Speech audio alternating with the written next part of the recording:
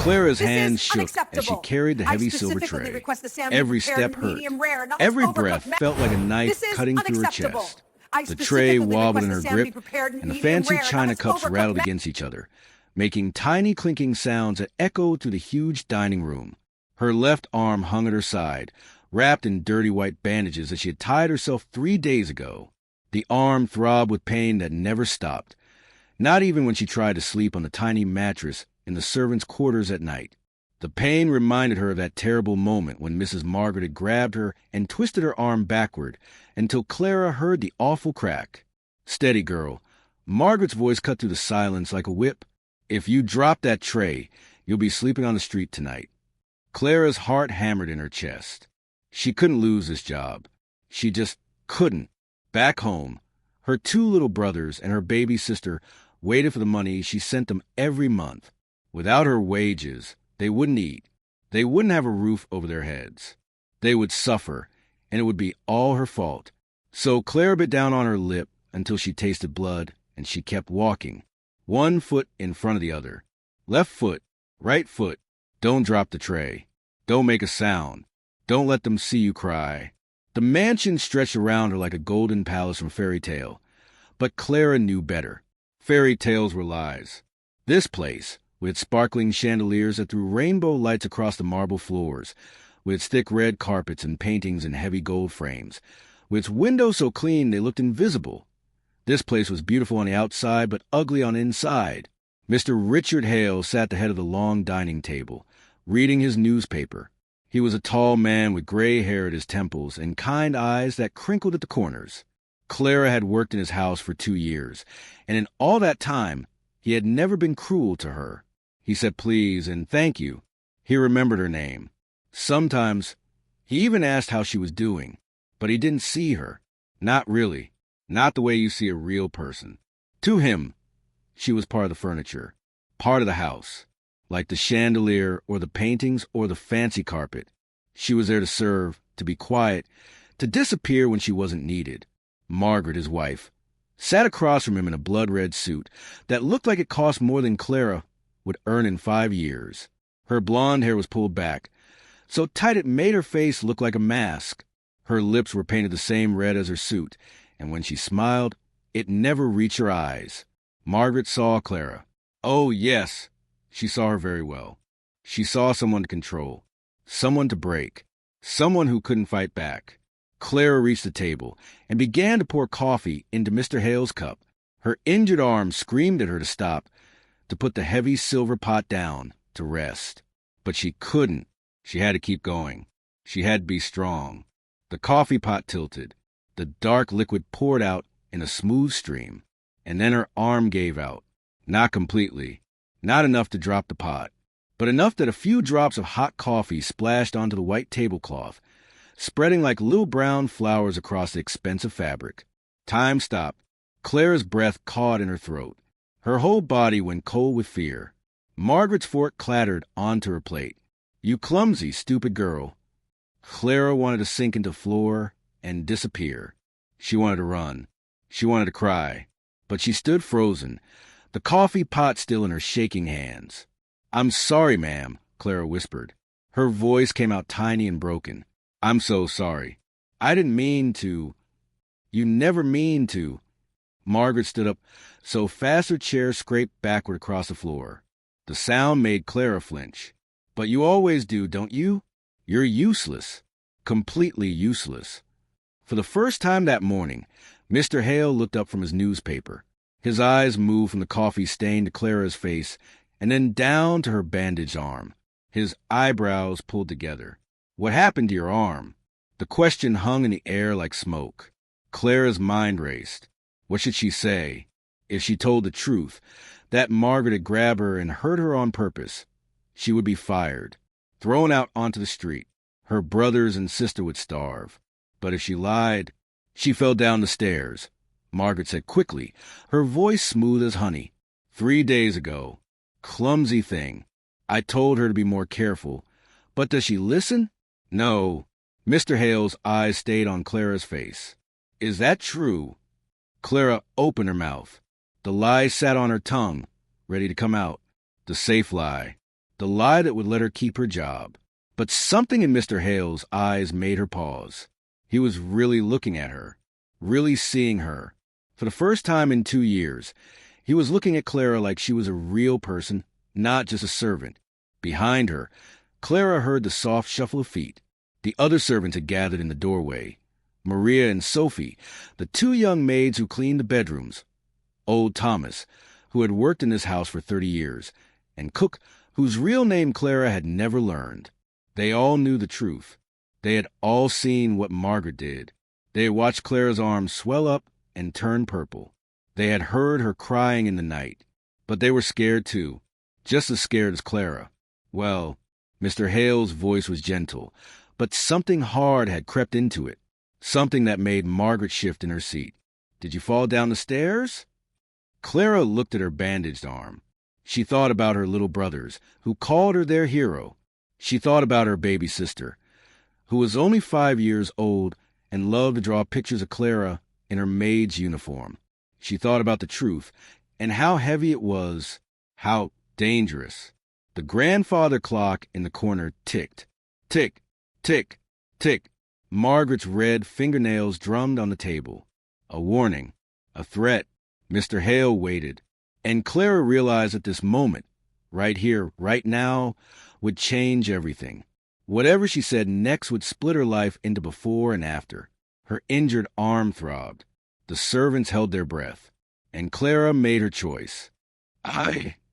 Clara's voice came out as barely a whisper. Her throat felt tight, like someone was squeezing it. Yes, sir. I fell. The lie tasted bitter in her mouth. Mr. Hale's eyes stayed on her face. He didn't blink. He didn't look away. It was like he could see right through her skin, right into her heart where the truth lived. "You fell," he repeated slowly. "Down the stairs." "Yes, sir." Clara kept her eyes on the floor. If she looked at him, he would know. He would see the lie written all over her face. "And when did this happen?" 3 days ago, sir." 3 days. Mr. Hale set down his newspaper. The room suddenly felt smaller. "And you didn't see a doctor?" Margaret laughed. A sharp, cold sound. "A doctor? For a clumsy maid who can't watch where she's walking? Richard, darling, we can't pay for a doctor every time the help bruises themselves. They need to learn to be more careful. Her arm is broken, Margaret." Mr. Hale's voice had changed. It was quieter now, but somehow stronger, like thunder rolling in from far away. "Anyone can see that. Look at how she's holding it." "It's probably just a sprain," Margaret said, waving her hand like she was swatting away a fly. "She's being dramatic. You know how they are, always making a fuss over nothing." Clara felt her face grow hot. Margaret always said they when she talked about Clara and the other servants. Like they weren't quite human. Like they were a different species, altogether. Mr. Hale stood up from his chair. He was a tall man, and when he stood, he seemed to fill the whole room. "Clara, look at me." Clara didn't want to. She wanted to keep staring at the floor, at the polished marble that reflected the chandelier's light. But something in his voice made her lift her head. His eyes weren't angry. They were sad. Sad and confused and something else. Something that looked like guilt. "Did you really fall down the stairs?" he asked. The clock ticked. Tick, tick, tick. Behind Clara, one of the servants made a small sound, a tiny gasp that was almost silent. But in the heavy quiet of the dining room, it sounded as loud as a shout. Margaret's head snapped toward the doorway. What was that? Who made that noise? The servants scattered like frightened birds. But Maria, sweet, brave Maria, who was only 16 years old, stayed frozen in place. Her brown eyes were wide with fear, and her hands twisted together in front of her white apron. "It was nothing, ma'am," Maria stammered. I coughed. That's all." "You coughed." Margaret's voice dripped with poison. "Do you think I'm stupid, girl? Do you think I don't know when someone is lying to me?" Mr. Hale moved around the table. His footsteps echoed on the marble floor. "Margaret, that's enough." "Enough?" Margaret's face flushed red. The same red as her suit, the same red as her lipstick. "Richard, they're laughing at us. They're talking about us behind our backs." We need order in this house. We need discipline. We need the truth. Mr. Hale stopped in front of Clara. Up close, she could see the lines around his eyes, the gray in his dark hair. He looked older suddenly, tired. Clara, I'm going to ask you one more time, and I want you to know that your job is safe no matter what you say. Do you understand me? Your job is safe. Clara's heart hammered. So hard, she thought it might break through her ribs. Could she trust him? Could she really? Behind her, she heard the soft shuffle of feet. The other servants were coming back, creeping closer.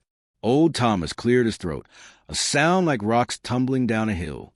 "Sir," Thomas said, his voice rough with age and fear, "if I may speak." "You may not." Margaret whirled on him. "Get back to the kitchen where you belong. All of you. Now." But Thomas didn't move. For 30 years, he had worked in this house. For 30 years, he had been silent. But now, something had broken inside him, something that had been waiting to break for a very long time. "The girl didn't fall, sir," Thomas said. His hands shook, but his voice stayed steady. "We all saw it. We all know what happened." The room went so quiet Clara could hear her own heartbeat pounding in her ears. Margaret's face turned white, then red, then white again. "How dare you?" she hissed. "How dare you speak to me that way? You're fired. Do you hear me? Fired." "Margaret." Mr. Hale's voice cracked like a whip. "Be quiet." Margaret's mouth fell open. In all their years of marriage, he had never spoken to her that way. Never. Mr. Hale turned to Thomas. "What did you see?" Thomas glanced at Clara. His old eyes were full of sorrow and shame. "I saw Mrs. Hale grab Clara's arm. It was 3 days ago, in the kitchen. Clara had been washing dishes, and one of them slipped. It broke on the floor. Mrs. Hale she was very angry. It was an expensive plate." Margaret's voice was shrill now. "From Paris. Do you know how much those plates cost?" She grabbed Clara. Thomas continued, like Margaret hadn't spoken at all, and she twisted her arm backward. "We all heard the bone snap. It sounded like a branch breaking." Clara felt tears burning behind her eyes. She blinked them back. She would not cry. She would not cry. Mr. Hale's face had gone gray. "Is this true, Clara?" Clara looked at Margaret. The woman's eyes burned with fury and warning. Clara could almost hear her thoughts. "Say yes, and you'll never work again. Not in this city.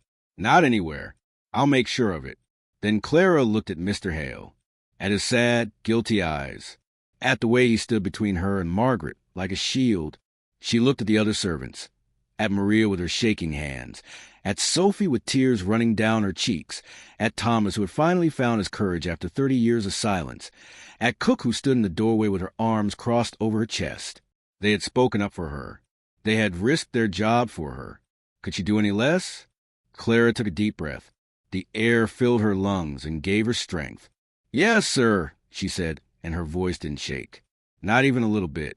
It's true. Mrs. Hale broke my arm because I dropped a plate, and then she told me that if I went to a doctor or if I told anyone what happened, she would fire me and make sure I never got another job anywhere." The words came out in a rush, like water breaking through a dam. Once she started, she couldn't stop. She said my brothers and sister would starve on the streets because of me.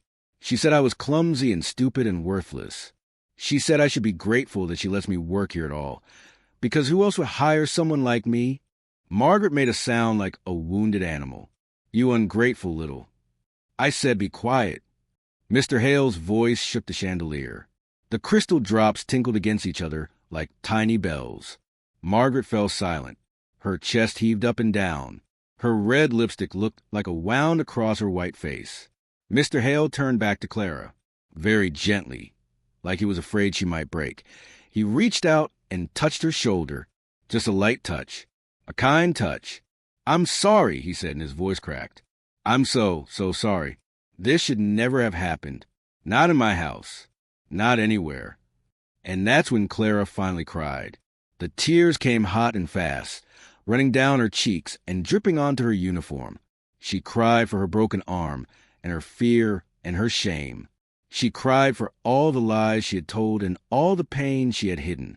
But most of all, she cried because someone had finally seen her, really seen her, and that changed everything. For a long moment, nobody moved. Nobody spoke. The only sound was Clara's quiet crying and the tick-tick-tick of the grandfather clock. Then Mr. Hale did something that shocked everyone in the room. He pulled out his own handkerchief, a square of white silk with his initials embroidered in gold thread, and handed it to Clara. "Here," he said softly. "It's all right. You're safe now." Clara took the handkerchief with trembling fingers. It was the softest thing she had ever touched. She pressed it against her eyes, soaking it with her tears. Margaret found her voice. "Richard, you can't possibly believe this nonsense. She's lying. They're all lying. They probably planned this together to get more money out of us." Mr. Hale turned to his wife. His face was calm, but his eyes blazed with something Clara had never seen before. Anger. Real, burning anger. "Margaret," he said, each word falling like a stone, "I've been blind. For how long? How long has this been happening?" "Nothing has been happening. I run this household efficiently. Someone has to maintain discipline, and clearly you're too soft to do it." "Discipline?" Mr. Hale's voice rose. "You call breaking someone's arm discipline? You call leaving a young woman in pain for 3 days without medical care discipline? She's just a maid." Margaret shrieked. The mask had completely fallen away now. Her pretty face twisted into something ugly. "She's paid to work.